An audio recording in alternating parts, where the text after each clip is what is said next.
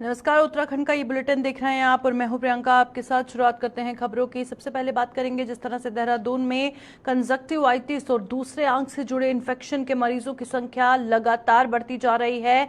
कई डॉक्टरों ने चेतावनी दी है कि जिस तरीके से आंख से जुड़े इन्फेक्शन के केसेस बढ़ रहे हैं उसके प्रसार को रोकने के लिए साफ सफाई का खास ख्याल रखने की जरूरत है।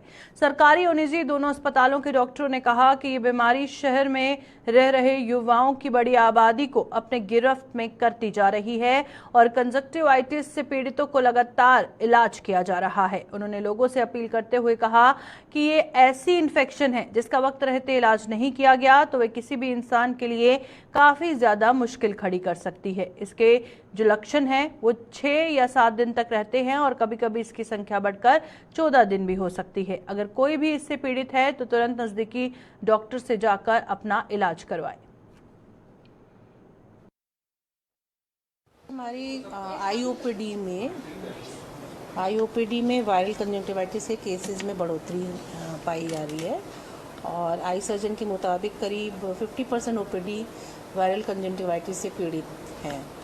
तो हमारे आई स्पेशलिस्ट उनको प्रॉपर कंसल्टेशन दे रहे हैं और सलाह हम ये देना चाहेंगे कि जो भी इससे पीड़ित हैं या कुछ उनको सिम्टम्स लगते हैं, आंखों में लालीपन, सूजन या खुजली, जो भी सिम्टम्स आते हैं, आई स्पेशलिस्ट को संपर्क करें और टाइमली अपना इलाज करवाएं और जो भी उनके अनुसार जो दिशा निर्देश दिए जाते हैं उसका वो पालन करें। तो ये बेसिकली 6-7 दिन तक रह रहा है और कहीं कहीं पे 14 दिन तक भी एक्सटेंड हो जाता है।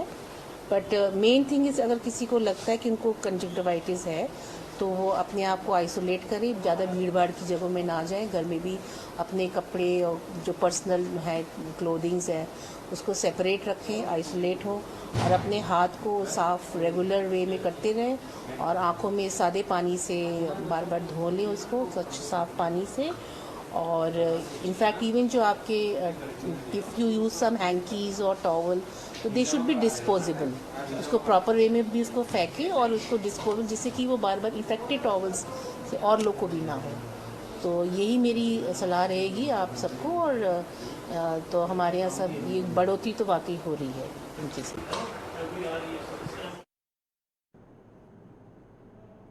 जहां एक और मानसून ने अपना कहर बरसा रखा है और आम जनजीवन अस्त हो चुका है, नदी नाले उफान पर हैं और वहीं दूसरी ओर अब धीरे धीरे डेंगू भी अपने पैर पसारना शुरू कर रहा है। इसको लेकर भले ही स्वास्थ्य विभाग सजग दिखाई दे रहा है परंतु आलम यह है कि आज जिस प्रकार सब जगह जलभराव है उससे निपटना मुश्किल दिखाई दे रहा है।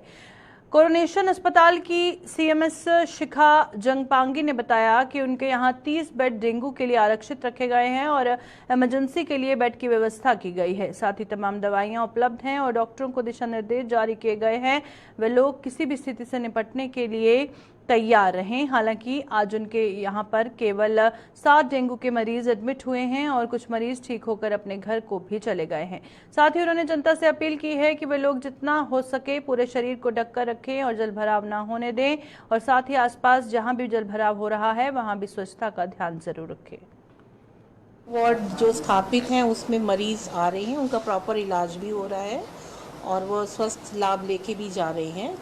आज की सिचुएशन ये है कि हमारे यहाँ करीब 7 पेशेंट एडमिटेड हैं। आज 12 बजे की हम लोग जो सेंसस लेते हैं मोस्टली, तो हर 12 बजे के अब हम ले लेते हैं, तो उसमें आज की सेंसस में करीब 7 पेशेंट है और बाकी अब तक करीब बाकी मरीज़ रिकवर होके गए हैं। उत्तरांचल प्रेस क्लब में संयुक्त किसान मोर्चा द्वारा प्रेस वार्ता की गई जिसमें उनके द्वारा बताया गया कि वे सभी पिछले कुछ दिनों में से टाउनशिप योजना का विरोध कर रहे हैं, जिसके बारे में उन्हें कुछ समाचार पत्रों और सरकार के द्वारा पता चला कि डोईवाला में 2 टाउनशिप बनने जा रही है। जब हजारों किसानों के द्वारा इसका विरोध किया गया तो मुख्यमंत्री और शहरी विकास मंत्री का बयान सिटी को लेकर सामने आया। साथ ही किसान मोर्चा का कहना है कि यदि सरकार की मंशा साफ है तो इन खबरों का खंडन किया जाना चाहिए। हमारे खेत में टाउनशिप का मैप कैसे सरकार बना सकती है और सरकार को टाउनशिप के प्रस्ताव को खत्म करना चाहिए। सरकार के मंत्री समेत सचिव का जो बयान है उसका खंडन होना चाहिए और साथ ही जिसने वह नक्शा बनाया है उस पर मुकदमा दर्ज होना चाहिए।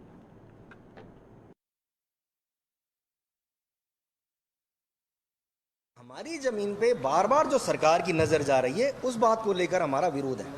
हमारा विरोध इस बात को लेकर है कि आखिरकार जो हमारी फर्टाइल लैंड है, जो जमीन हमने वर्षों से बचा रखी है, हमारे माँ बाप की, दादा परदादों की वो जमीन है, उस जमीन पर आप अगर आज टाउनशिप बनाने की बात कर रहे हैं, आपके सरकार के सचिव का बयान आ रहा, शहरी विकास सचिव का बयान आ रहा, और आज अपने डिफेंस में आप कह रहे हैं कि कोई प्रोजेक्ट नहीं है। इस सरकार को स्पष्ट करना पड़ेगा कि इस सरकार ने टाउनशिप को लेकर जो भारत सरकार को जो प्रस्ताव भेजा है वो सच है या नहीं है।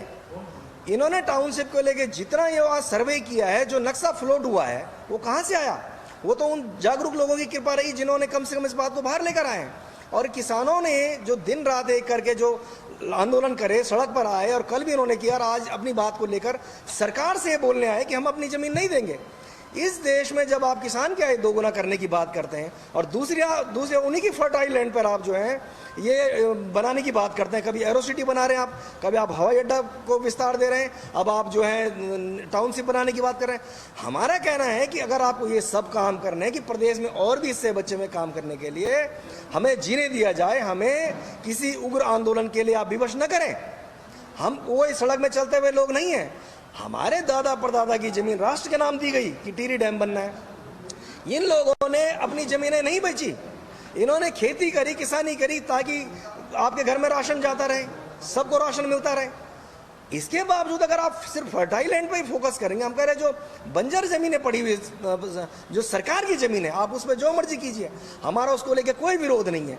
आप डोएवाला में किसी भी सरकारी जमीन पे कोई प्रोजेक्ट लाएं, हमारा कोई विरोध नहीं है। आप भानेवाला में कहीं भी जो सरकारी जमीन पे जो मर्जी, जैसा मर्जी आप करना कीजिए, लेकिन अगर किसानों की जमीन पर इस प्रकार की चीजें होंगी तो उसको बर्दाश्त नहीं किया जाएगा। उत्तराखंड में कांग्रेस नेताओं के बयान पर बवाल लगातार जारी है। कांग्रेस प्रदेश अध्यक्ष करण माहरा के बाद अब वरिष्ठ कांग्रेस नेता मनीष खंडूड़ी के बयान पर सियासी बवाल छिड़ गया है। साथ ही मनीष खंडूड़ी उत्तराखंडियों को लेकर दिए गए बयान पर घिर गए हैं और वहीं भाजपा ने भी मनीष खंडूड़ी के बयान पर जहां हमला बोला तो वहीं खंडूड़ी ने कहा कि वो अपने बयान पर कायम है। वहीं भाजपा प्रदेश अध्यक्ष महेंद्र भट्ट ने कहा कि कांग्रेस उत्तराखंड और गढ़वाल के अपमान का परिणाम अवश्य भुगतेगी। उन्होंने कहा कि कांग्रेस नेताओं की बेतुकी बयानबाजी से भाजपा में आक्रोश है।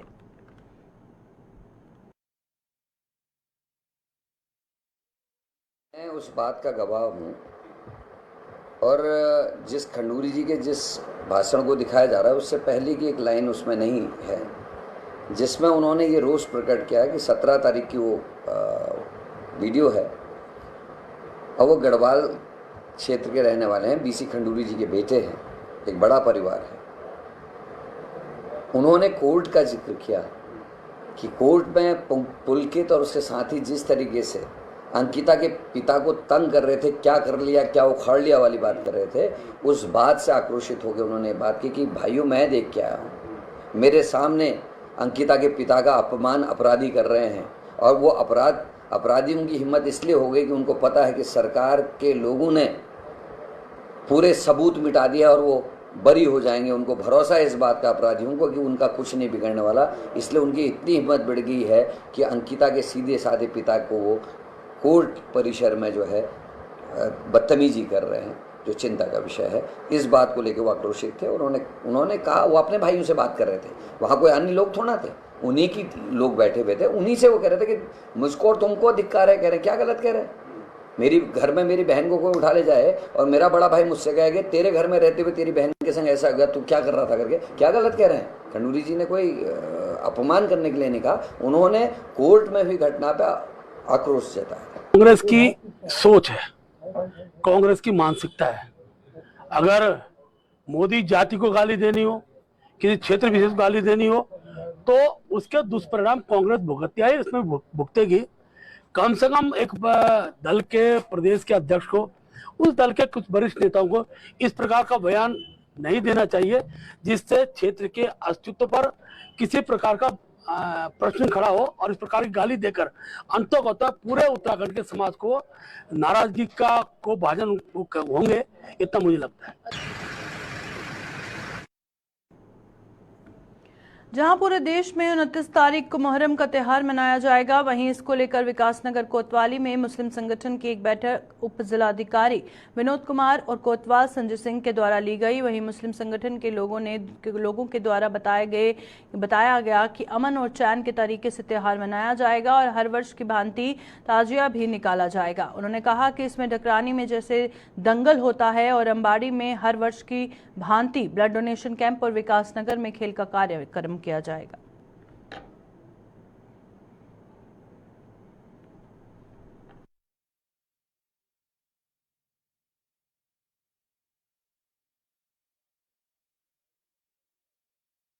ये एक मुस्लिम समुदाय का 19 तारीख को मुहर्रम का त्यौहार होता है, जो एक शौक के रूप में मनाया जाता है। इसमें हमारे जो धर्म गुरु थे उन्होंने काफ़ी कुर्बानियाँ दी, युद्ध लड़े, अपनी जान तक गंवा दी।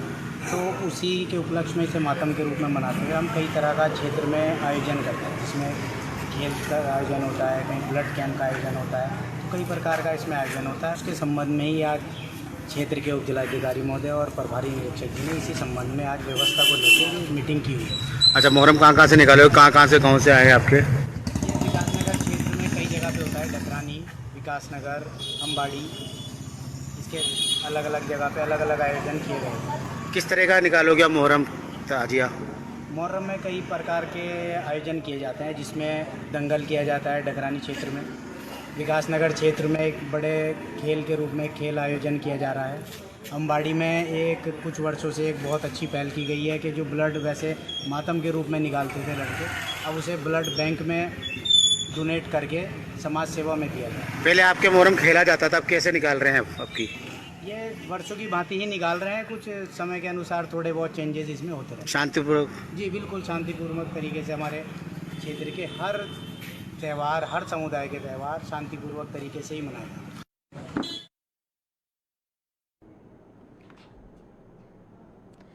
देहरादून के पटेल नगर स्थित एक कॉलेज से दोस्त के साथ घर लौट रहे युवक पर कुछ युवकों ने धारदार हथियारों से हमला कर दिया और हमलावरों की संख्या 15 से 20 बताई जा रही है। हमले में युवक गंभीर रूप से घायल हो गया और उसके सिर पर गहरी चोटें आई हैं। वहीं युवक को श्री महंत इंदिरेश अस्पताल में भर्ती करवाया गया और उधर मामले की जानकारी लगने पर हिंदू वाहिनी समेत हिंदू संगठनों के लोग बड़ी संख्या में अस्पताल पहुंच गए और हंगामा शुरू हो गया। हंगामे की सूचना पर पटेल नगर के साथ ही आसपास के थानों की फोर्स भी मौके पर पहुंची और वहीं कुछ हमलावरों को पुलिस ने हिरासत में लिया, जिनसे पूछताछ कर अन्य की गिरफ्तारी के प्रयास किए जा रहे हैं।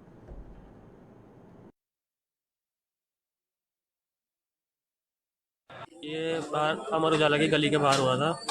अच्छा, आप क्या कर रहे थे वहाँ? मैं कॉलेज से घर जा रहा था, तो मोड़ पे किसी 10-12 लड़के आए, उन्होंने गाड़ी गिराई और फिर उसके बाद मुझे मारा और दूसरे नारे लगाए, अल्लाह अकबर के नारे लगा रहे थे। अच्छा, तलवार धारदार हथियार से मारा मुझे और मुझे पानी में गिरा के मारा। उसके बाद मुझे याद नहीं आया कुछ। हॉस्पिटल में? छावनी परिषद चक्राता, स्वयंसेवी संस्था फीडबैक फाउंडेशन व गोदरेज प्रॉपर्टी लिमिटेड के सहयोग से कूड़ा निस्तारण हेतु एमईएस लाइन में स्थित ट्रेचिंग ग्राउंड की जगह पर्यावरण पार्क का निर्माण किया जा रहा है और छावनी परिषद चक्राता द्वारा जल्द ही पर्यावरण पार्क चक्राता की जनता को समर्पित किया जाएगा।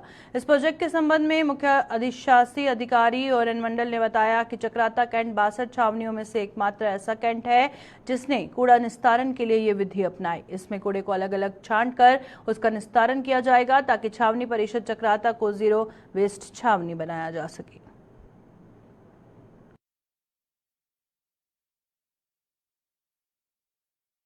चक्राता में 3-4 मेजर प्रॉब्लम थी, उनमें से एक इनकी सफाई व्यवस्था। सबसे ज़्यादा कंप्लेंट्स डंपिंग ग्राउंड को लेकर था। आज के डेट में आपने जो बोला कि ये डंपिंग साइट है, तो आप देख सकते हैं कि ये आज डंपिंग साइट नहीं है, इसको हमने एक सैनिटेशन पार्क का नाम दिया है। यहाँ आज के बाद ये प्रोजेक्ट इंस्टॉल होने के बाद कोई सॉलिड वेस्ट या जो आप कूड़ा करकट का बात कर रहे हैं, ये कभी इकट्ठा नहीं होगा।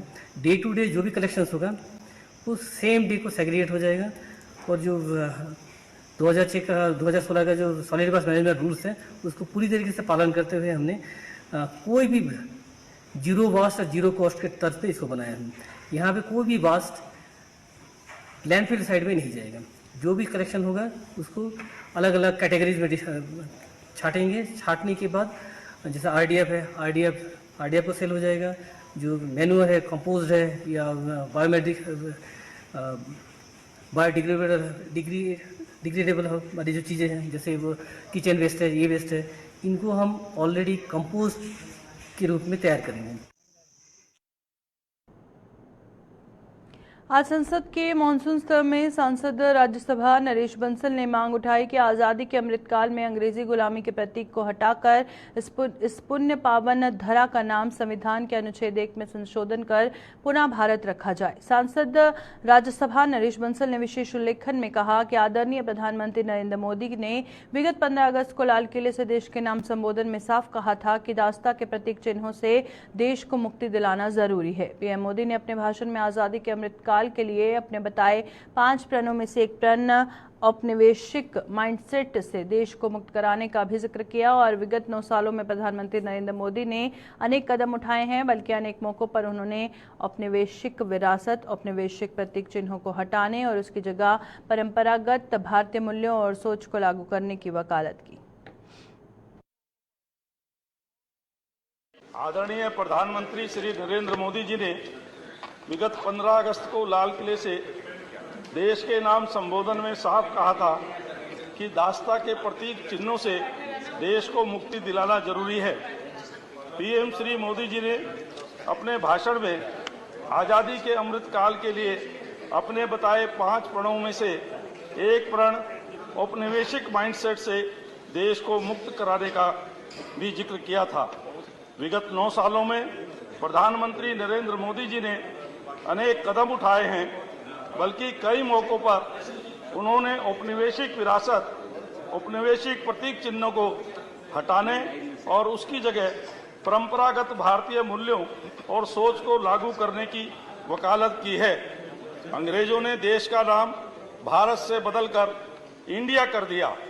भारत के स्वतंत्रता सेनानियों की मेहनत और बलिदानों के कारण जब 1947 में देश आज़ाद हुआ और संविधान में 1950 में लिख दिया इंडिया दैट इज भारत, जबकि हमारे देश का नाम हजारों साल से भारत ही रहा है। भारत को भारत ही बोला जाना चाहिए, इसके बजाय लिखा गया India that is Bharat. Bharatvarsh इस देश का वास्तविक नाम है। देश का अंग्रेजी नाम इंडिया शब्द गुलामी की निशानी है। देश को मूल और प्रमाणिक नाम भारत से ही मान्यता दी जानी चाहिए। अतः आज़ादी के अमृतकाल में अंग्रेजी गुलामी के प्रतीक को हटा इस पुण्य पावन धरा का नाम संविधान के अनुच्छेद 1 में संशोधन कर इंडिया दैट इज हटाकर भारत रखा जाए और भारत माता को दास्ता की इस नाम रूपी बेड़ियों से आज़ादी दी जाए। जनपद चंपावत के 1 दिवसीय दौरे पर पहुंचे कैबिनेट मंत्री एवं जनपद चंपावत की प्रभारी मंत्री रेखा आर्या ने जिला सभागार आपदा प्रबंधन को लेकर जिले के अधिकारियों के साथ समीक्षा बैठक की और इसी दौरान उन्होंने कहा कि जनपद में मानसून काल में प्राकृतिक आपदा से हुई क्षति एवं आपदा पुनर्निर्माण की समीक्षा करते हुए अधिकारियों को किसी भी प्रकार की आपदा से निपटने के लिए सजगता से मिशन मोड पर कार्य करने के निर्देश दिए। उन्होंने कहा कि जनपद में आपदा से कोई जनहानि अभी तक नहीं हुई है और ये अच्छी बात है, लेकिन मानसून सत्र अभी समाप्त नहीं हुआ है और खतरे की संभावना से इनकार भी नहीं किया जा सकता। इसके लिए सभी विभाग को मैन पावर तथा पूरी मशीनरी के साथ अलर्ट रहने की आवश्यकता है और उन्होंने अपने संबोधन में कहा कि सड़क मार्ग बंद होने पर उन्हें यातायात के लिए कम से कम समय पर उसे खोला जाए। सड़कों को बरसात में कम क्षति हो, इस हेतु सड़क निर्माण से संबंधित सभी विभाग लगातार नाली, स्कबर, कोजवे की सफाई नियमित रूप से करते रहें। देखिए, पार्टी के निर्देशों के क्रम में मैं यहाँ पर खड़ी हूँ। पार्टी के निर्देशों के क्रम में मैं यहाँ प्रभारी मंत्री के रूप में आप लोगों के सामने अपने वक्तव्य दे रही हूँ। आगे भी पार्टी का जो निर्देश होगा उसका अनुपालन। उधम सिंह नगर के जसपुर कोतवाली में लगभग 7 दिन पूर्व हुई आरिफ की हत्या का आज जसपुर कोतवाली परिसर में एसपी क्राइम चंद्रशेखर घोड़के ने खुलासा किया। और आपको बताते चले कि लगभग 7 दिन पूर्व जसपुर आवास विकास कॉलोनी के पीछे खेतों में पुलिस को आरिफ का शत शव मिला, जिसके बाद पुलिस ने हत्या का मुकदमा दर्ज कर जांच शुरू की, जिसमें आज मामले का खुलासा करते हुए एसपी क्राइम उधम सिंह नगर अपर पुलिस अधीक्षक काशीपुर और क्षेत्र अधिकारी वंदना वर्मा ने पूरी जानकारी दी। और उनके द्वारा बताया गया कि 10 टीमों का गठन किया गया था, जिसमें कड़ी मेहनत के बाद रोहताश कुमार IT थाना काशीपुर का निवासी है से गिरफ्तार किया गया है और इसके पास मृतक का सामान भी बरामद किया गया है। और वहीं एसपी ने पूरी पुलिस टीम को बधाई दी और साथ ही एसएसपी उधम सिंह नगर द्वारा टीम को 2500 रुपए का इनाम देने की घोषणा की।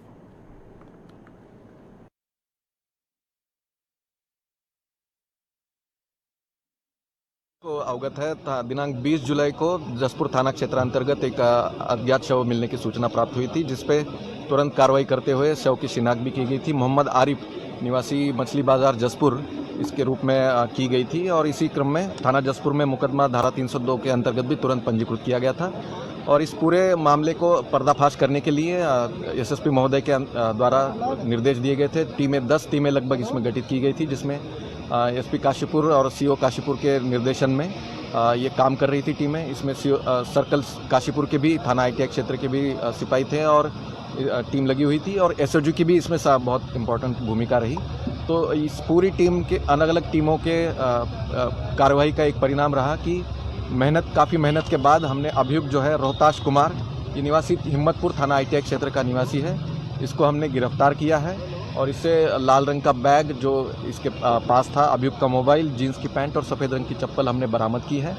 और ये जो मामला पूछताछ से और टेक्निकल इनपुट से सामने आया है, तो इसमें ये मर्डर का जो मोटिव रहा, तो इसमें ये सामने आया है कि अभियुक्त और जो मृतक था ये एक दूसरे को पहले से पहचानते नहीं थे। संयोगवश ये उस दिन मिले थे रात में और इनमें आपस में बात भी हुई और इसके बाद मृतक द्वारा जो है अनैसर्गिक संबंधों की मांग इससे की गई, जिसका विरोध अभियुक्त द्वारा किया गया और इसी के बीच में इन दोनों के आपस में गुत्थामगुत्ती हुई और उसी क्रम में अभियुक्त द्वारा जो है मृतक की हत्या की गई।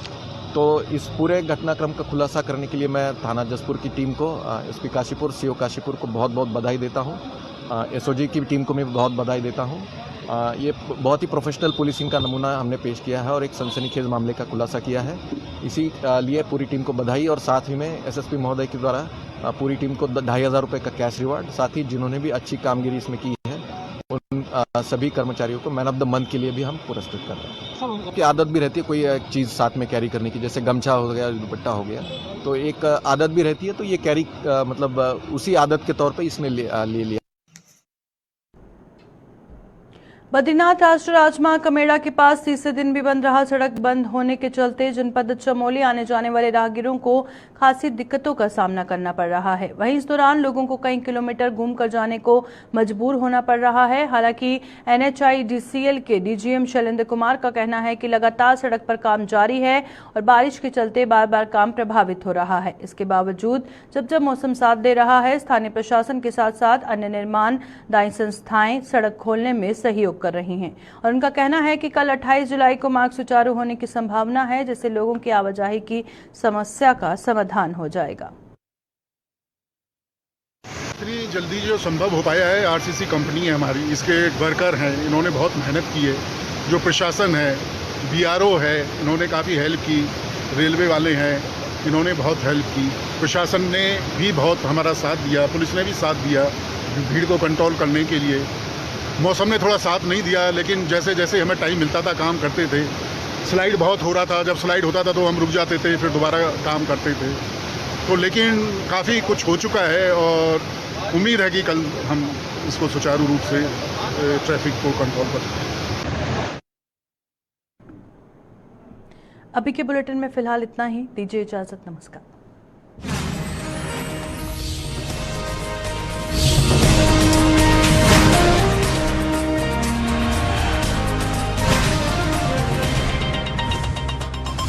लीफोर्ड हेल्थ केयर लिमिटेड, देश की सर्वश्रेष्ठ फार्मास्यूटिकल